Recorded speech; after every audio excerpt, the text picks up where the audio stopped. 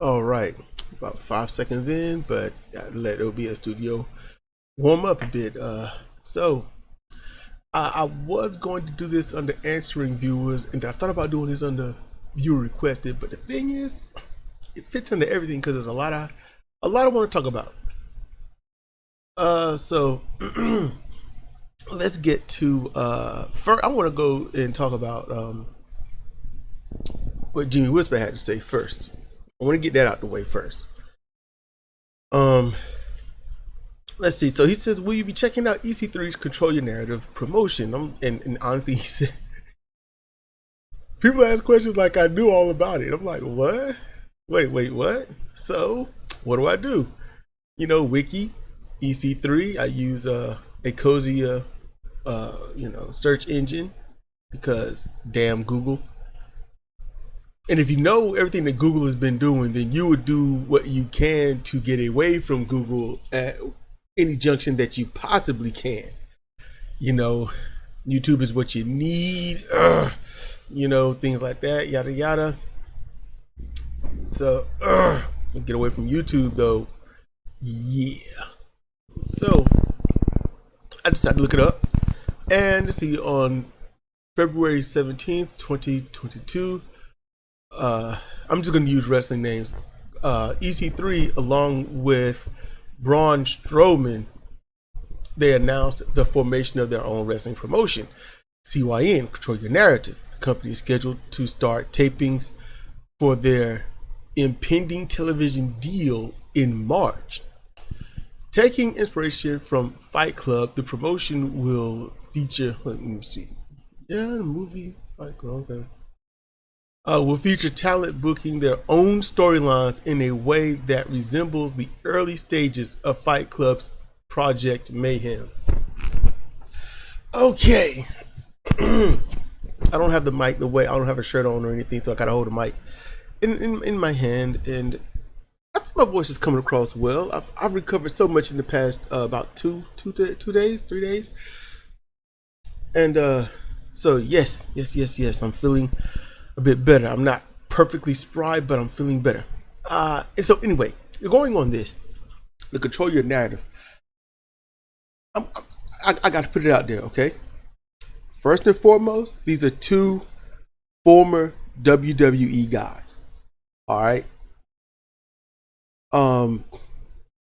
Strowman has had a grudge against wrestling in general, and I just want y'all to think about this. Booking their own storylines. No, you need checkers. I can tell by how this was written and going on what I've heard, listening to podcasts and seeing Twitter things that I don't really care to see. This isn't going to turn out so well because most likely they're going to do it the WWE way, but with all of their twists and turns and whatnot, because they want people to have more freedom. All I see is WWE without writers. It almost sounds like it's going to be AEW. So I can't. And both of them are at the age where the Attitude Era was like their thing. So I'm not expecting anything great. Will I check it out, Jimmy Whisper? I'm going to try wherever it may be. I'm going to try to check it out. I'm going to see what it's all about. I'm going to see how they do it. I hope it's not 2 and 3 and 4 hour shows. I really hope not. I just don't want that. That's just too much. It really is. That would be okay. But yeah, I'm gonna be honest with you. I do hope that maybe they do some research. Maybe they do, some Dutch Mantel listening to and some Cornette listening to, and be like, hey, look, let's run this so people actually like it. People got all their ill wills about WWE, but the same dumbasses go and watch it. I don't like WWE. I hate it. I will never watch it. I am tired of it. Yes, I have seen people write this. I have heard people say this. And next thing you know, they're talking about all the matches. So, mentally feckless that they are, I don't have much hope. Not much at all. So I'm just being more logical about it.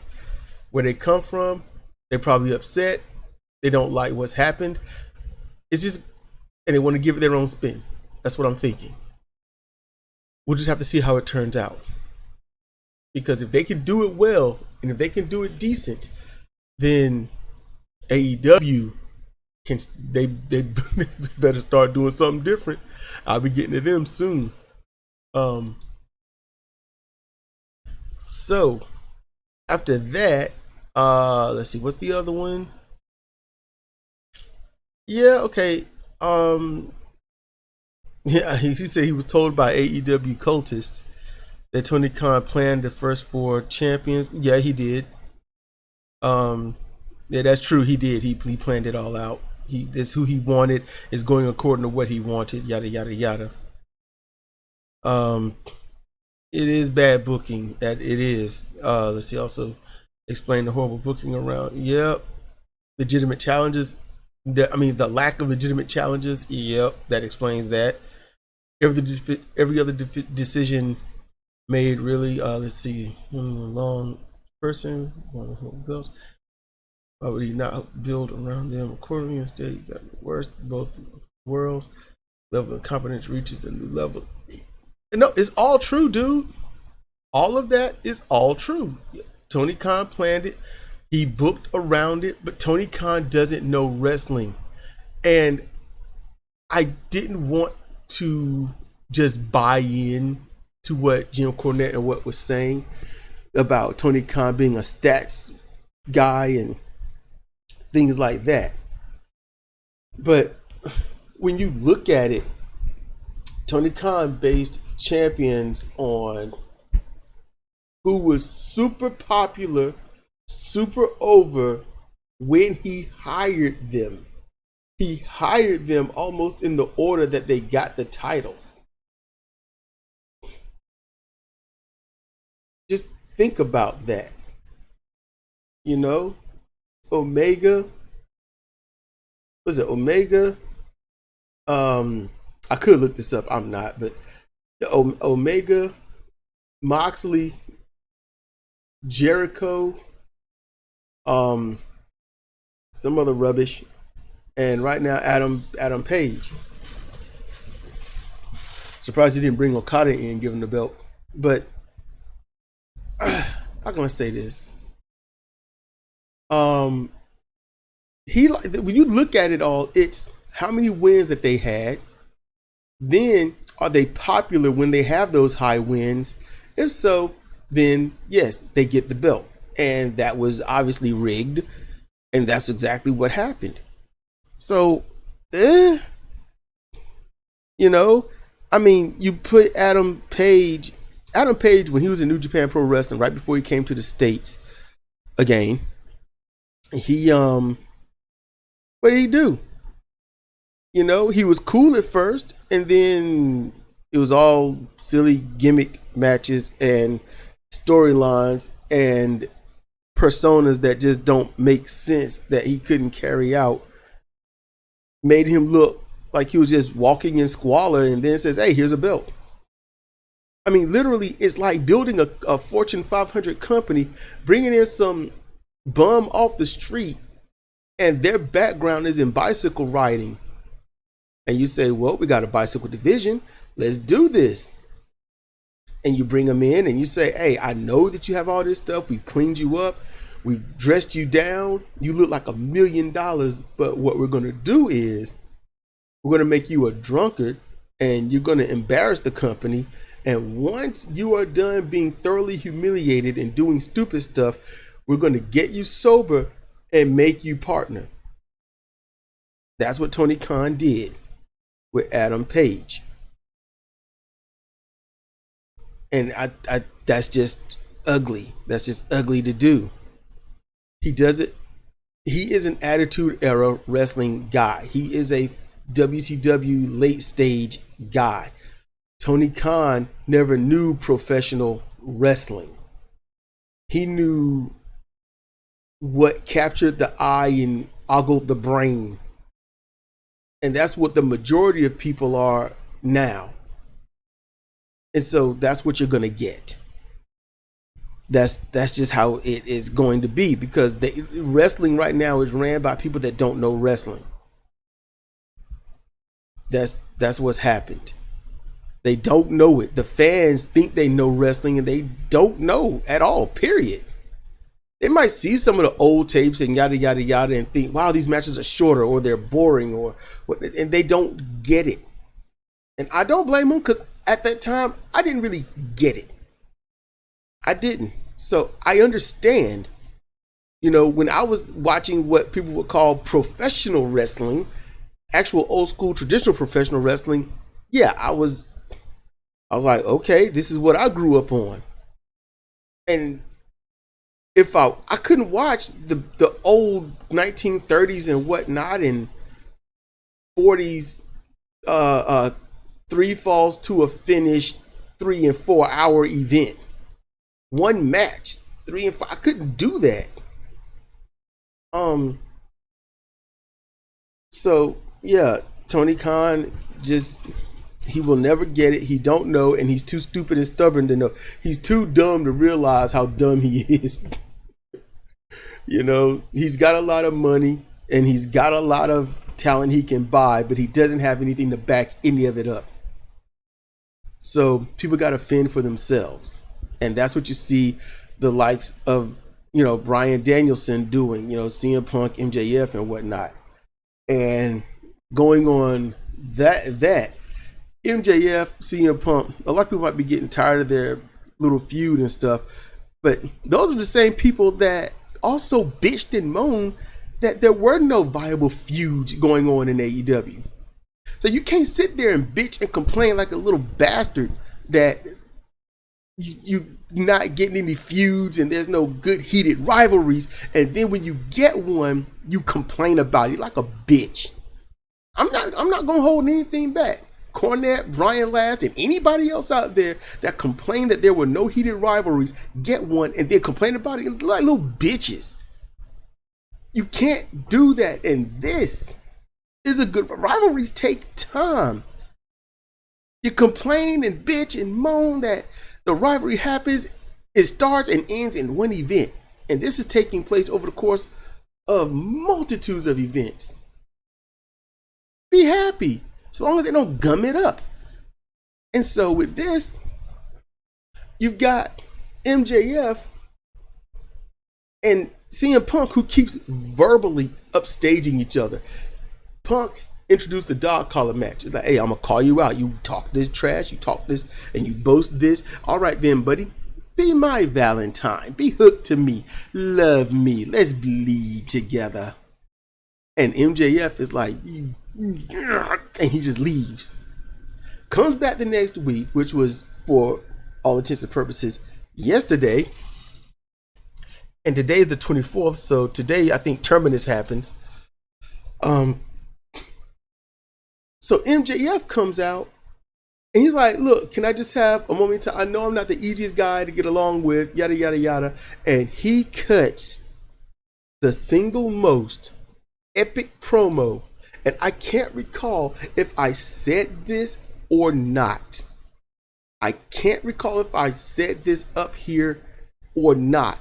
But if you're a heel, the entire idea is when you're going to kind of bullshit yourself, all right? You're going to bullshit the crowd. You want the crowd.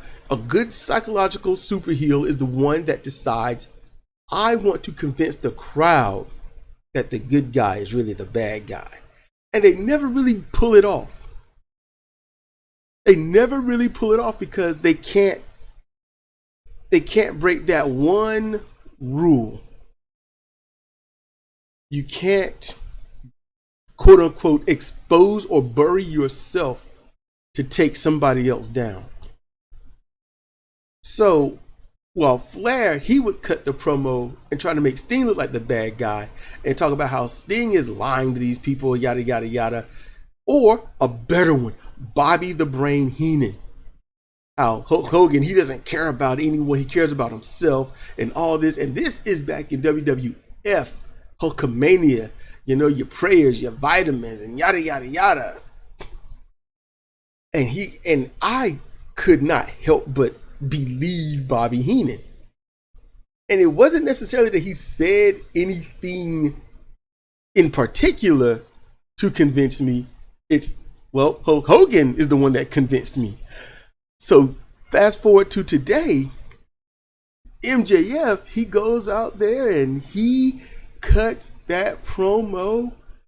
If he was a baby face, people in that audience would have been crying and shedding tears. But as a heel, everyone is waiting for and y'all, you marks believed it. All of you stupid jerks believed it. And I'm waiting for that. And it's not happening. I am waiting for MJF to try to make us all look stupid. And it's not happening. And oh my goodness.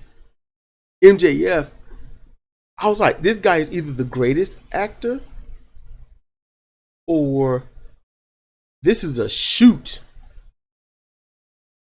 And MJF is almost busting tears. He's having to hold himself together. He gives the sob story. That sob story of his life. And I remember talking to Cedra after the promo when Punk held up the picture and was like, yeah, for you, it's the greatest day of your life, but for me, it was Friday. And I was like, oh, he pulled an M. Bison, Street Fighter, United States. You know, to you, it was, you know, a day of mayhem and death and pain and misery. But for me, it was Tuesday. And I was like, oh, you know, and so I was like, he pulled that out. And I was like, the only thing that MJF can honestly do at this moment, and I told her, all that he can do is tell so much of a truth that he comes out looking like the victim. He's got nothing left. CM Punk has backed him into a corner, a promo corner.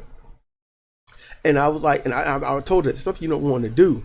You don't want to make it so that the person has nothing to say, because when they've got 7 days to collect themselves, they're going to have the thing to say. And this right here, I don't know how the fallout is going to be. But the fans were silent. The fans were internally interrogative about the whole thing. And I'm like, this dude, I was like, he just, as soon as he was done, right before CM Punk came out, I was like, he did it. He did it. It's all I could mutter. It's all I could think and mutter. He did it. He did it. And when Punk came out, the fans booed. They booed CM Punk. Now it wasn't a jeering effect. No. He got some jeers. He got maybe a pocket full of cheers in that whole audience. And the rest was more like, man, what you got to say for yourself, man? What in the world, man? That's the messed up stuff you could tell. And CM Punk gets up on that ring and he is mortified because then he got put in the corner. Now he's in the corner. MJF has come across as the most diabolical protein shake. The most diabolical babyface on that roster.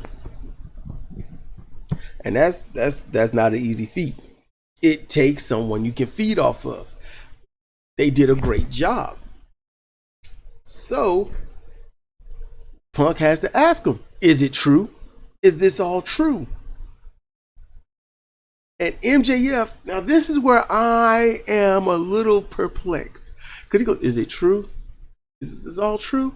MJF looked at him, and it's almost, for a moment, it's almost like he wanted this. It seems like MJF wanted to smirk and be like, I finally got you. I got you. I won. You could see it. Just a hint. This little smile, I guess, or smirk. This little gleam in his eye. I'm like, I don't know. And he goes, yeah, it's true. It's true. And he leaves the ring. And he's walking up the aisle. And I'm like, okay, now we're going to see it. We're going to see that smile like, yeah. And he doesn't do it. I'm like, damn it, man. And I'm like, smile, smirk, show some underhandedness, show that you got him. You can't just baby face out like this. I don't know. But then he does that thing, and I'm like, oh no, he did the thing. And that thing is, he sighed as if he got a weight off his shoulders, as if, and he had that look and that posture of, I don't know if I did the right thing, but I did what I had to do. And I'm like, shit. I'm like, shit, damn it. And now I don't know how to feel about it. Because I'm supposed to go in this hating him. And now he's got my sympathy. Because I've not traveled his road, but I know how it feels to be unwanted, unaccepted, invalidated, ignored, shunned, the black sheep of the family. I know how all of that feels. To be the pariah at a school where you spoke to no one in the first place, where everyone knows so much about you without knowing anything about you. I know how that is. So he got me. And that was that thing.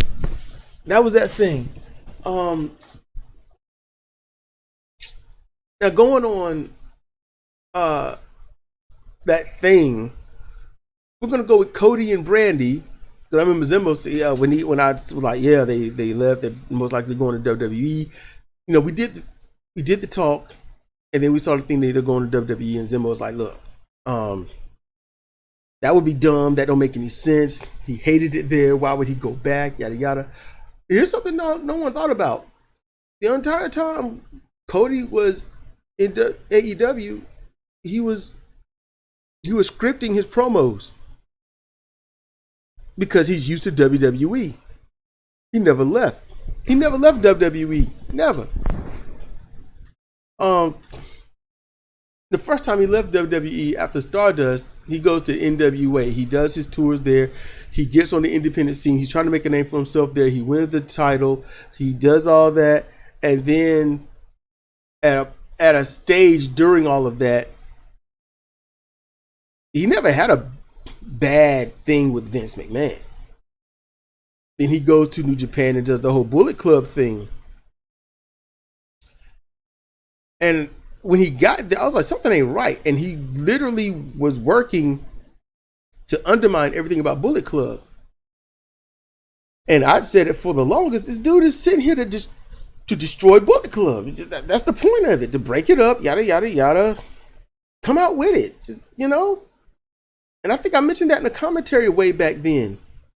And then he came out and he said, well, yeah, I think Omega had said it, or the Bucks had said it or something. And he was like, yeah, I came here. The whole point was to destroy Bullet Club, yada, yada, yada. And it's easy to believe, even if it was a work. The reason it's easy to believe is because after Bullet Club had changed leadership a few times, and when I started seeing Bullet Club, Vince McMahon was issuing lawsuits about the Too Sweet sign and things like that. It's like, I bought WCW, I own all that stuff, and yeah, I think it was a trademark thing, I think.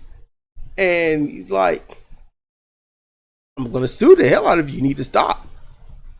And God, you can't do that with them. And they said, screw that. Everyone else was trying to find something else to do. And God was like, no, we ain't changing a damn thing. So, made me like them more. So after that, Cody, Omega, Bucks, it's like, well, AEW. And Cody then is like, not anti-Vince McMahon, just anti-Triple H, Paul Levesque, Hunter Hearst Helmsley, the Blue Blood member number 2, whichever you want to call him. He's that was just anti them. That's all that was. That was Cody and Paul Levesque. And then Paul Levesque, Triple H, Hunter, he gets a hold of NXT and he does well, and people are rumoring that Vince McMahon is angry about the whole thing, and that because NXT was blowing Raw and SmackDown out the water in terms of ratings. They had the music, they had the talent, they had everything, and that's what they were saying. I don't know how true that might have been in reality, because they might have been saying something that, you look at it and it's like, well, it makes sense. Vince would be a little upset. But behind the scenes, Vince probably didn't even give a damn. We don't know. Don't necessarily care. But I'll say this. After that, what happens? NXT starts to go a little under. They get a little cookie cutter. My bad. A little cookie cutter. And suddenly, it was like in 1 month span, Paul Levesque, he's pushed out. William Regal is gone. Joe is gone. Their top talent, their bookers, their matchmakers, their managements, all of that mess is gone. Just gone. They just get rid of it. And after getting rid of it, they changed the color format to something that looks more like Splatoon than anything else. They hire a couple of people that they don't use properly. And after a little, Shawn Michaels, he takes control of it. And Paul is out. Stephanie is clearly out. Shawn is in. And now Cody is going back. Because Cody and Paul would not have coexisted well, I can only assume, perhaps. But one goes out and the other come in. That's a bit obvious. I don't know what Cody's position there will be, but definitely Cody was workshopping everything on AEW. He gets to learn about AEW, and I'll be honest with you, if Cody goes to Vince and like, yeah, let me tell you the secrets, let me tell you what they're doing, yada, yada, yada, I can't even see why that would even be viable. That's so dumb. WWE can screw up and outdo AEW because they have a loyal audience. AEW has let me just go ahead and expose the business, okay? Because people ain't thinking. People don't want to think. They just want everything handed to them. Okay, so let me go ahead and tell you, all right? AEW and WWE have the exact same audience. All right? AEW's loyal niche, 10 to 20,000 followers, were already WWE loyalists. They were also people that watched New Japan and whatnot. It's all the same. Both companies for 3 years have had the exact same audience level. It's not like there's a 940,000 people in the US that watch WWE and then another 860 plus thousand that watch AEW and they never commingle. There is no AEW and WWE audience. They're the same people. It gets niche when you break it down to New Japan, NWA, and Terminus, and anything new. The same fans that watch GCW are the same fans that watch AEW and WWE. There is no difference. There are a strict, by percentage, handful of people that will only watch one or the other.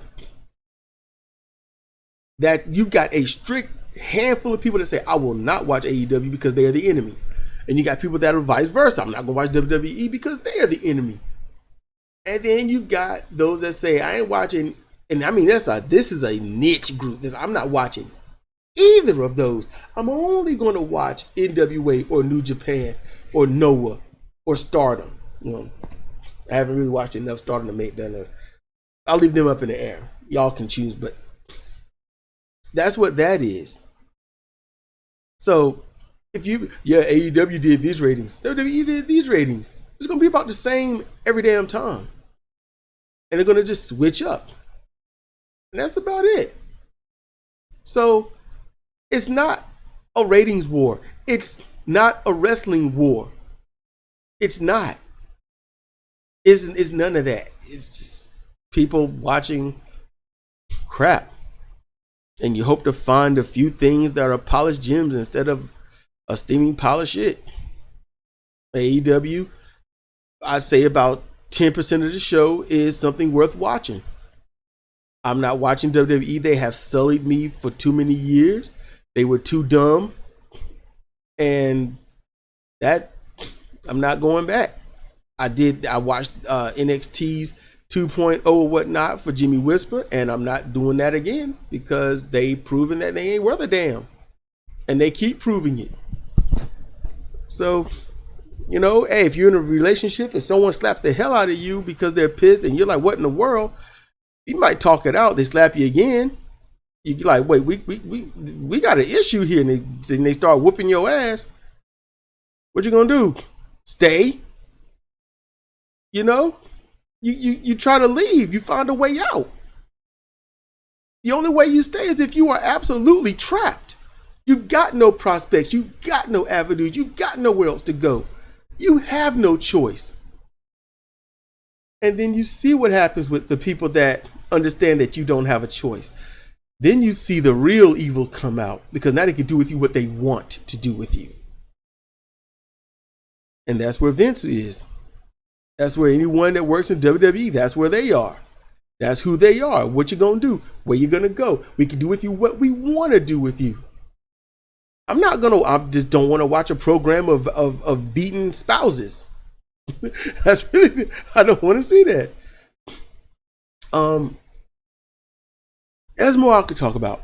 But I don't, I'll just cut it off here. It's been long enough. I would think. But I hope I answered some questions. I hope we went over some other things and filled in the gaps with other places. Yada yada yada yada yada yada.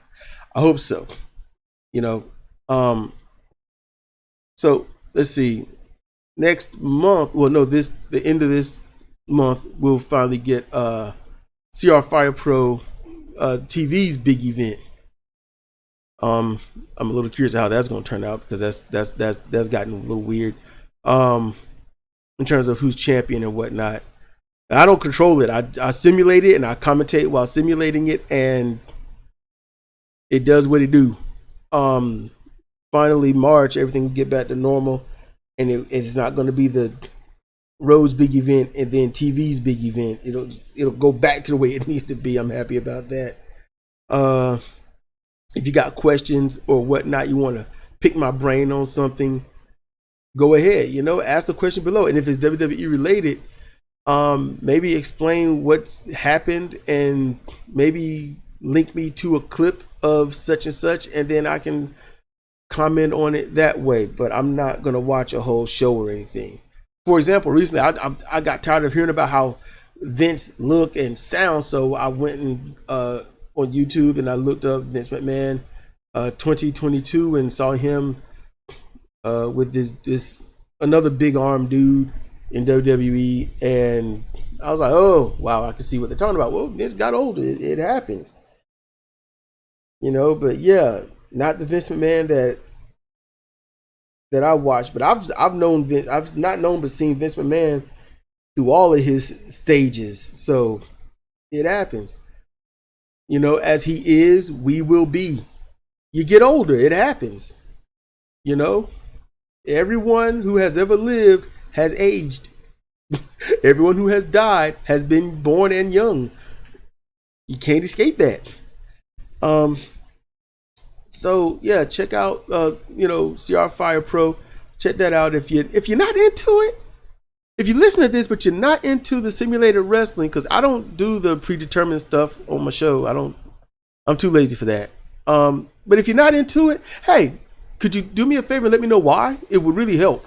Maybe it's something I'm doing wrong or something. And yeah, the intergender matches are kind of probably a thing that turn people off. But that's the only part of it that I keep gamey, because that's from the dark ages. That's no WWF No Mercy, and I just want to keep that one thing going.